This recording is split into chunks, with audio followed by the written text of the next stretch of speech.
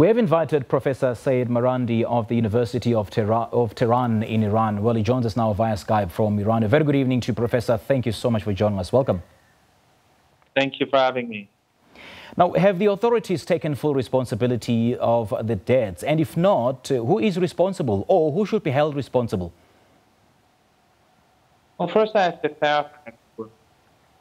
Amnesty International is a Western organization like Human Rights Watch, and it is very biased against Iran. In fact, Amnesty conflates rioters with protesters.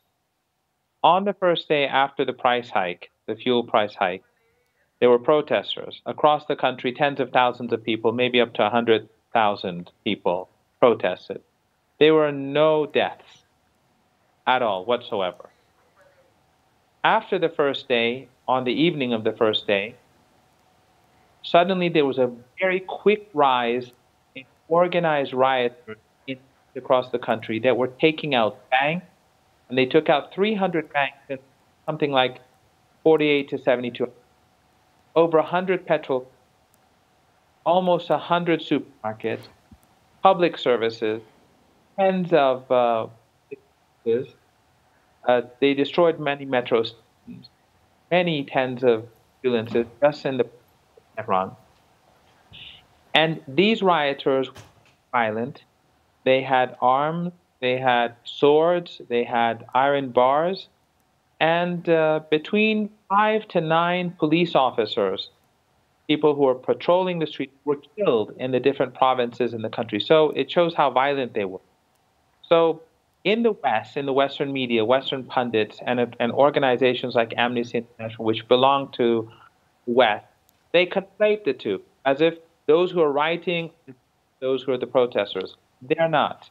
The rioters were violent, destructive, and they've destroyed billions of dollars of property in a very short period of time. They were very well equipped, very well organized, and obviously they were in coordination with each other. And that's why Iran cut off the internet, because the U.S. has a very powerful online army in Albania of thousands of Iranian former, members of the terrorist organization, the MEK, which fought for Saddam Hussein against Iran during the Iran-Iraq War.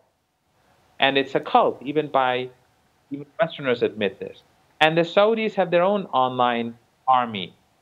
So, and in addition to that, you have numerous Persian language funded by Western governments that are directed against Iran. There's no country like this in the world, not even Venezuela or Russia, have that sort of antagonism.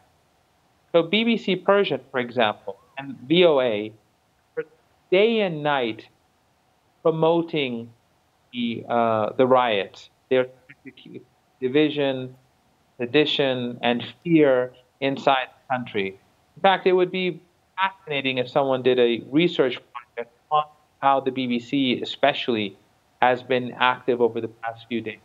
So you have these online armies, you have a host of Persian media outlets funded by the West, owned by the West, or funded by the West, private channels that are basically using Western funding.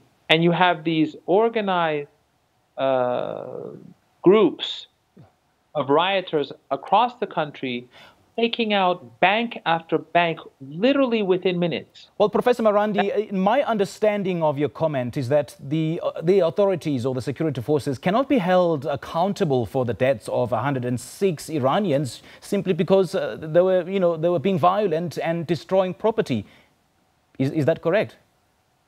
I don't know the number, how many people were killed. What I'm saying is that the narrative that Amnesty International is promoting is a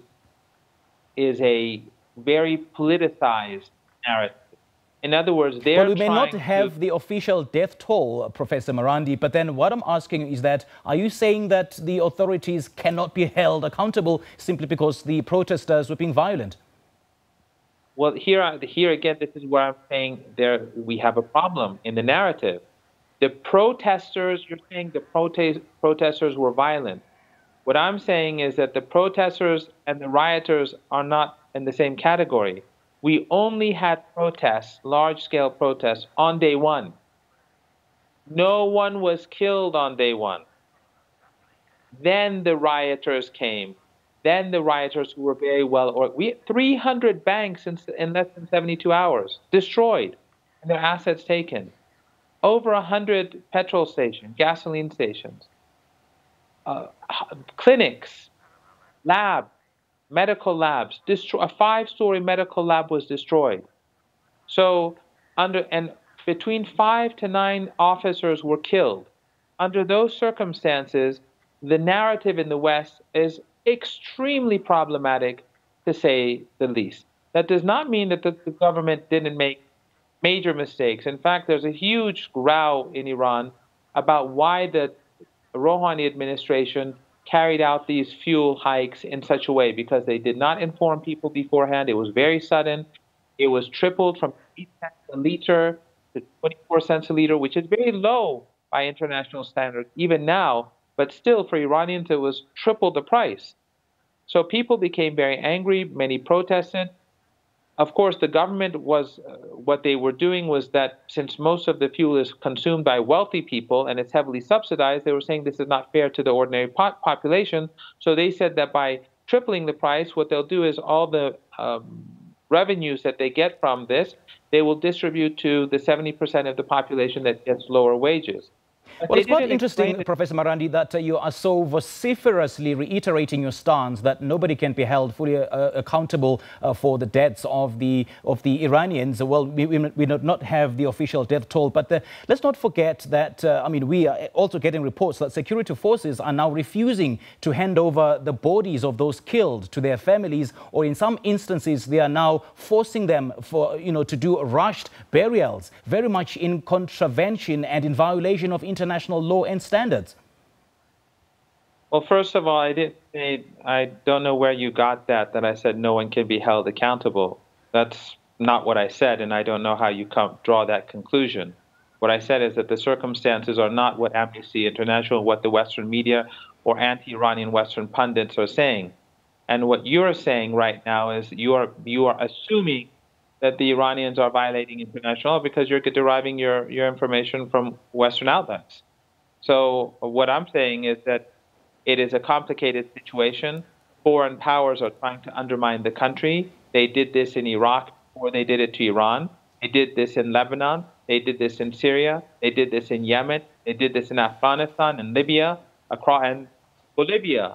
They carried out a coup just a couple of weeks ago in Bolivia, and the person who won the elections is now in Mexico. So let's not be naive. The United States and its allies have powerful tools, and they are using them to undermine Iran. If we just think that, no, the foreign media, the Persian media language outlets that are funded by the United States, the British, and others, that they have no role to play. The online armies that the United States is funding and the Saudis are funding, they have no role to play, then I think we're being extraordinarily naive. What I'm saying is that there's a very complicated situation, and what is obvious is that on day one, when we did have large-scale protests in different cities, no one was killed on that day. No one said that those protests were illegal. No one said that they were illegitimate. They were peaceful, and the government said, we recognize that your concerns, you're dealing with them. Then suddenly, in that evening, had this huge rise in riots across the country simultaneously, which were extremely violent. That is all I'm saying. So what you're saying has nothing to do with what I was saying. Well, any likelihood then that Iran will allow some of the United Nations experts to visit the country, to visit some of the hospitals and the detention centers to get a clearer picture of what is happening on the ground? Well, let's listen. I mean, the United Nations is not exactly a very credible organization. The United States is controlled by the United Nations is controlled by the United States. When the Saudis have been destroying Yemen for the last few years, killing hundreds of thousands of people, did the United States ever put Saudi Arabia on any blacklist? They did it once for 72 hours and removed Saudi Arabia after 72 hours under American and Saudi and European pressure. And then they put Saudi Arabia on the Human Rights Council in the United Nations. So again, I'm surprised that someone from South Africa, a country that survived apartheid, where the resistance to apartheid was considered a terrorism, and apartheid was considered the apartheid regime was considered to be a democracy, and Nelson Mandela himself was a terrorist according to U.S. law until after his presidency came to an end. So I think that one has to be very wary about Western narratives and bodies that are controlled by the West. Remember, Amnesty International, the head of Amnesty International USA previously was a very close friend of Hillary Clinton. And Amnesty International, in defense of the NATO occupation of Afghanistan, during the NATO conference in Chicago, and this is good for people to look up, they had a keynote speaker in Chicago to advocate the continued occupation of Afghanistan. Who was that keynote speaker? Madeleine Albright, the former U.S. Secretary of State, who, when asked about the 500,000 Iraqi children who died because of the sanctions on Iraq 20 years ago, the reporter asked her, is it worth the price, 500,000 young children dying in Iraq because of that you posed? And she said, yes, the price we think was worth it. She was Amnesty International keynote speaker. So I don't consider Amnesty International or UN bodies that are dominated by the United States and its allies to be very credible or neutral. All right, Professor, time is really not on our side, but then thank you so much for your analysis. Much appreciated. That was Professor Seyed Marandi of the University of Tehran in Iran speaking to us via Skype.